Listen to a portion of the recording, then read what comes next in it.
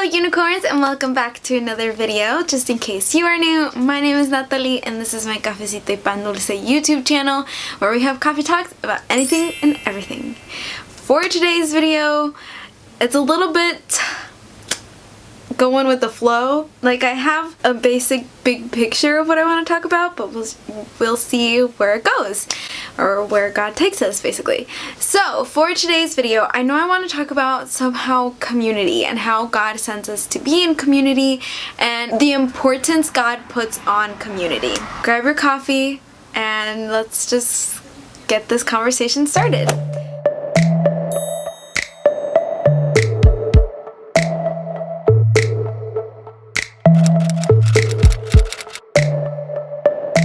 So what first got me thinking about this whole role of community, I think, was mostly my time at school, like at Calvin. And I remember when I was a junior, I had some emotional problems going on in the fall semester of my junior year, and I had a professor tell me something about like how I should go visit like I don't know what the proper name for a counselor. So she told me you should go see a counselor about what you wrote about in your paper.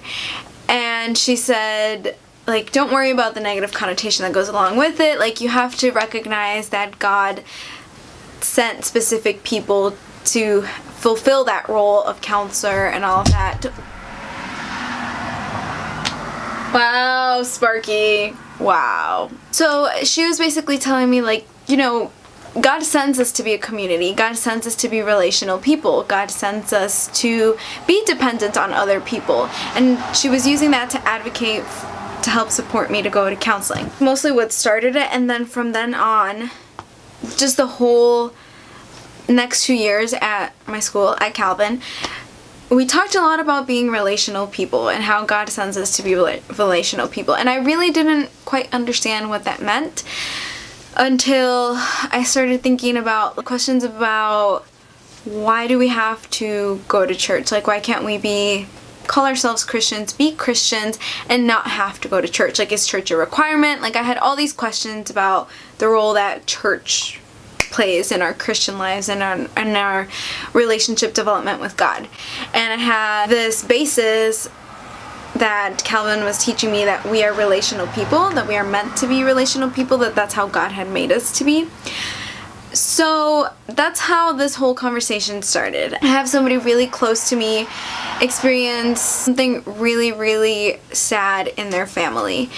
And this person that's really close to me was like saying how everything has become easier because people have been reaching out and people have been praying and all of this. And that got me again thinking about this whole community thing. So all of that got me thinking about this whole question, like, why is community such a big deal? Like, I just don't get it.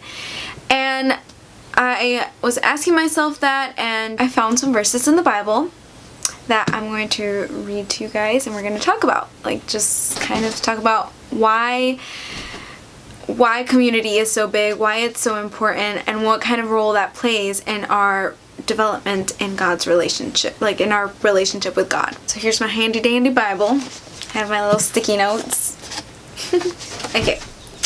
The first one I'll read is in, and I'm sorry if I can't pronounce these correctly in English. My church is all in Spanish, so if I can't pronounce the book name in English, that's why. It's Ecclesiastes, chapter 4, verse 9. And it says, "Two are better than one because they have a good reward for their efforts. For if either falls, his companion can lift him up. But pity the one who falls without another to lift him up. Also, if two lie down together, they can keep warm. But how can one person alone keep warm? And if someone overpowers one person, two can resist him. A cord of 3 strands is not easily broken." So breaking that down a little bit, the whole thing is just summed up with this 2 are better than 1 idea. Why? Because they can lift each other up, they can resist, they can keep each other warm, they are not easily broken. We live in such an independent society, a society that's just very much about independence. Like, you get where you need to go to succeed if you are independent. They put so much emphasis on independence. In school, you succeed if you're smart, and then when you go into the work field, it's the same thing. You are evaluated on your own progress, on your own performances. Society is just very individualized, and we fail to recognize and fail to emphasize that two are better than one, that we work better as a team than we do individually. And I think that's something beautifully said in this verse. It talks about warmness, and that can speak to emotional stability. Like, you are more emotionally stable when you have a group of people around you helping you stay that way, when you have a group of people around you reminding you to be positive. It also says you can resist when you have 2 people, or when you have 3 people, you can resist better. And the resistance it's speaking about here specifically is speaking about the resistance against the devil, but this can also be applied to life outside of your Christian relationship or your relationship with God. It can be applied to resisting negative vibes. It can be applied to resisting sin. It can be applied to resisting any kind of just roadblock that's put in your way, or any kind of traumatic event that you might experience in your life. It's much easily taken and built on positively if you have other people around you. Moving on to Acts chapter 2, verse 42. They devoted themselves to the apostles' teaching, to the fellowship, to the breaking of bread, and to prayer. Now moving on to verse 45. They sold their possessions and property and distributed the proceeds to all as any had need. Every day they devoted themselves to meeting together in the temple and broke bread from house to house. They ate their food with joyful and sincere hearts, praising God and enjoying the favor of all the people. Every day the Lord added to their number those who were being saved. These verses are speaking to making sure that we're giving back to our own community. We're investing into our community, and we do this through little things like, if somebody's in need of something, then you can help provide for that person. Or if somebody needs a job reference and you have some kind of connection to the job, then you can give them a reference for that. If somebody needs prayer, then you can pray for them. Like, the big thing is, community doesn't just, like, it's not just speaking to life inside the church, like, it's speaking to life outside of the church. Like, what happens when you're not in church on Sundays, you know? It's helping people in their own relationship with God, and through that, it's helping them with their everyday lives. And that's something very important, because even though we are Christians, we are also living in this world. Again, these verses, I would say, also speak to your attendance to church. I am a really bad advocate, or like a really bad example of this. I unfortunately am not able to go to church very often because I have to work. I know that's a horrible excuse. I'm just a really bad example of this. But I think, and even these verses revealed this to myself and helped me open my eyes to it a little bit more, on the importance of gathering together, of going to church together. And because it's only in that way that you're able to share personal things, that you're able to share prayer together, that you're able to break bread together, like participate in the Holy Supper together. That helps build community in ways that you don't see outright, but it just helps you realize that you're all people that are dependent on each other. Next verse. Sorry, I'm babbling too much. Okay, this is in Galatians chapter 6, verse 2. Carry one another's burdens. In this way you will fulfill the law of Christ. So this is one that really speaks to me, because I have always realized I'm a very emotional person. I feel like everything that my friends feel, everything that anybody that I know or that I'm close to feels, I feel like I feel that.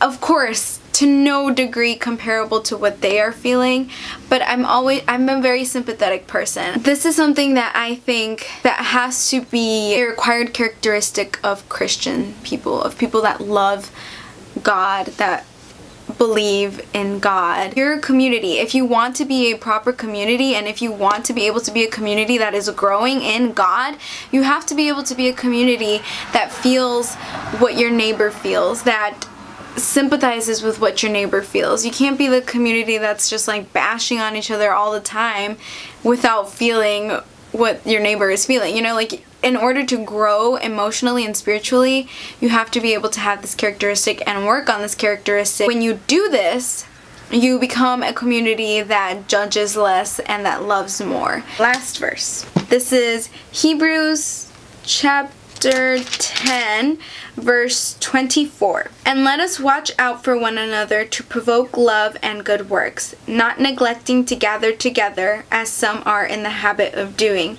but encouraging each other, and all the more as you see the day approaching. So again, this is speaking to loving one another, helping support each other, being sympathetic towards each other. It's also speaking to gathering together. So again, it's speaking to going to church, and it doesn't even have to always be church on Sundays. It could be just a church event. Like you guys could gather to have like a barbecue on a Saturday, or you guys can gather to like our youth group does little things, like sometimes we'll go to like an amusement park together or have like little dinners together, things like that. When you gather together to build ties and you gather together to be vulnerable together, to talk to each other or about yourselves, then you're also helping build the strong foundation that you need to be a community of God. You want to encourage one another, love each other, work together. In this way, you are giving more love as a community, and when you build off of these bases, like off of this base, then you're able to